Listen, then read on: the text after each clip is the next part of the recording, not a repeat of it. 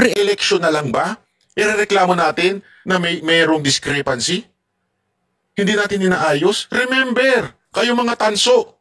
Remember, inireklamo nyo yan, si Bongbong Marcos, di ba, na dinaya kayo. Kita nyo ha, this is the kind of people na hindi talaga makabayan. They are just there na para manalo yung kanilang kandidato. Sa madaling salita, hindi po sila makabayan, sila po yung mga panatiko ng mga kandidato. Kasi alam na nga natin, nagkaroon ng dayaan noong 2016. Nireklamo nyo yan. Bla bla bla bla bla bla. Eh nung nanalo si Marcos noong 2022, tumahimik na kayo. Ibig sabihin, you're not really for change. You are just for your candidate. Kaya nga ngayon, hindi natin to gagawin para maibalik ang Duterte 7. 7 na lang silang hindi naipasok. Hindi yun. As a matter of fact, lahat sila nagsabi, manual recount, ayusin natin ito, pero pag nalaman natin na nanalo tayo sa manual recount, hindi tayo uupo. Nagkasundo yung 7 na hindi tayo uupo. Hindi tayo papayag na tayo yung nanalo. Ang point kasi dito, ayusin natin before the election noong 2028. Mga kababayan, etong 2025 election is just a testing ground para manipulahin ang 2028 election. Madala na tayo. Ginawa na yan sa KOJC sa Davao. Tinesting nila kung papalag ang tao, hindi pumalag.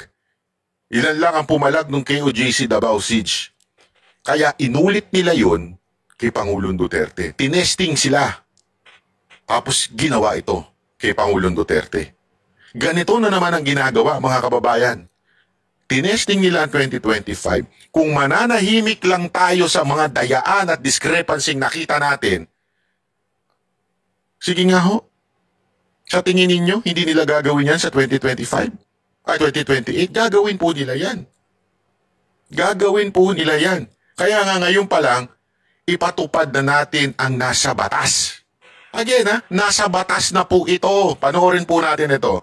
Para mas maintindihan natin. Nanawagan si Pastor Apollo Kibuloy na ayusin ang kasalukuyang sistema ng eleksyon sa bansa upang matiyak ang integridad at kredibilidad ng 2025 midterm elections. Ito ang payag ni Attorney Israelio Torion, Legal Counsel ni Pastor Kibuloy sa press briefing ng Duterte senatorial candidates itong Biyernes. Aniya, ang hakbang na ito ay upang maprotektahan ang mga susunod pang eleksyon mula sa anumang uri ng anomalya. Ayusin natin ang ating sistema, ayusin natin ang sistema ng batas, ang sistema ng eleksyon natin para sa 2028 wala na po itong mga pagdududa na ito.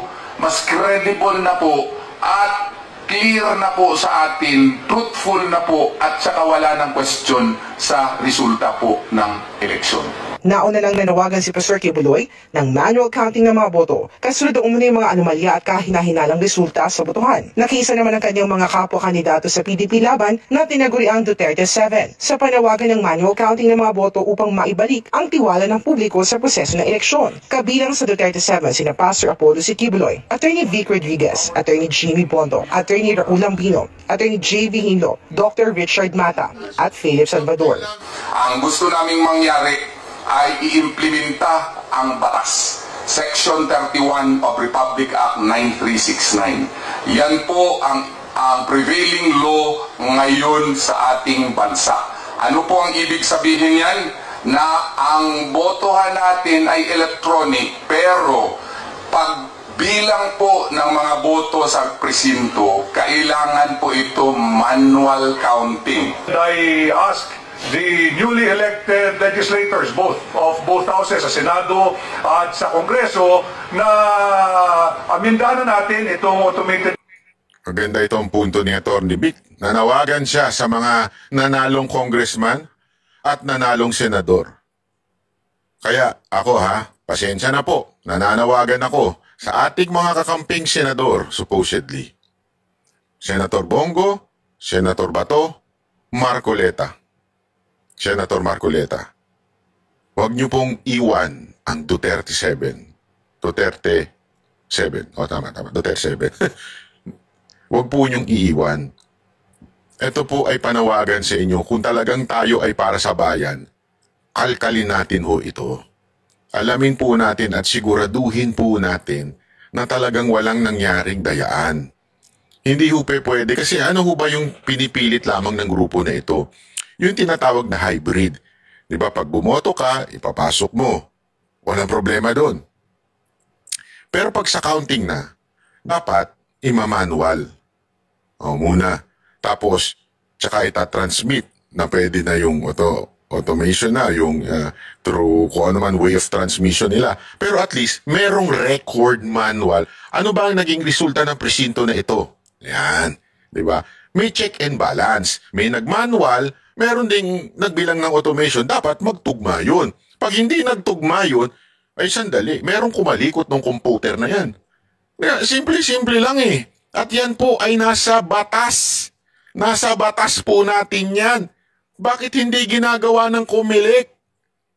Ano to? COMELEC nga? Di ba ho? Simpleng-simple lang. Hindi mo nananawagan na palitan ng ng kung ano-anong machine, palitan si chairman. Hindi. Simple lang. Pumili lang tayo ng ilang presinto na i-manual natin. Bilangin natin manually. Tapos itugma natin. Umama ba? Kasi mantakin mo. Boboto ka. Pasok mo sa computer. Tapos magta-transmit na. Yun na yun. Anong check nun? Wala. Yung nga lumabas na ibinoto mo, iba lumabas eh. Paano mo sasabihin na check yun? Nagigets mo? Doon pa lang eh. Sandali. Katarantaduhan ho itong eleksyon natin. At mga kababayan, ito ang pinakapundasyon ng ating bayan. Hindi mababago ang ating bansa hanggang bulok ang sistema ng eleksyon. Bakit? Mananatiling mananalo at mananalo ang may pera. Ang kayang magbayad para imanipula ang eleksyon. Mananalo at mananalo. So kung isang tao, inalok nga, remember inalok po ng 400,000, 400 million. Hindi ko na lang sasabihin kung sino pero napaniginipan yan. Nakasama ko pero ako alam ko totoo yan. Inalok ng 400 million. Ipapanalo ka namin. Buti itong tao na ito maprinsipyo, makadiyos, at talaga namang may paninindigan laban sa korupsyon. Ang sagot niya, gusto kong tama ang pagkapanalo. Hindi dahil sa korupsyon. Kasi mantakin mo, ang bukang bibig mo, bitay sa mga korupsyon, tas magbabayad ka ng 400 million para manalo ka. Tama, mali. So hindi ho siya kumagat. Hindi ko na lang papangalanan to kasi I'm not authorized to say his name. Hindi ko na lang papangalanan to pero hindi niya kinagat yung 400 million dahil prinsipyo ang tao na ito, zero corruption. Hindi niya ho kinagat. Isipin nyo na lang. Kaya nga ako nagulat eh. Kasi the same 400 million na nahuli sa Cebu, kanino ibibigay yun? Yun ba ibibigay sa Mewan? No comment. May alam pero hindi ko sasabihin. Akin na lang. Sa Cebu pa talaga.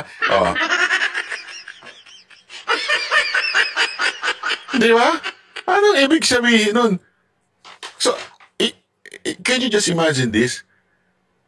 Politicians are winning because of money. Sa tingin ninyo, saan nila babawiin yun? Wala. Hindi, mapagbigay lang sila. Mapagbigay lang.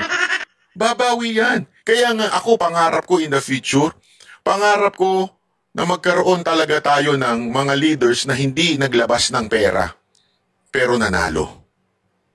Meron, ilan-ilan, especially sa mga local government. Meron yan. Mga talagang isinuka na, katulad ni Gwen, na wala namang pera yung kalaban, sakto lang, pero nanalo. Di ba? May mga ganyan, pero sa national, naku, matinding bilihan na gaganap dyan. Paano natin itatama yan? Eto, manual recount. I-manual natin. Halo, hybrid, may manual, may automation. Diba? Election system law, sapagkat ang sinasabi naman talaga ng ating saligang batas, secrecy in voting, pero full transparency pagdating sa counting. We want Section 31 of 9369 to be implemented. Manual count, hindi po recount. Para naman kay Atty. Raul Amino, na personal na nakaranas ng aberya sa eleksyon, isang centralized defect umano ang nangyari sa eleksyon. Hindi lahat ng mga bumoto para sa kandidatong gusto nila sa halalan na ito, yung boto nila ay nabilang ng tama. Dahil depektibo yung mga makina at mga teknolohiya na ginamit po rito sa halalan na ito. Centralized defect ang nangyari dito.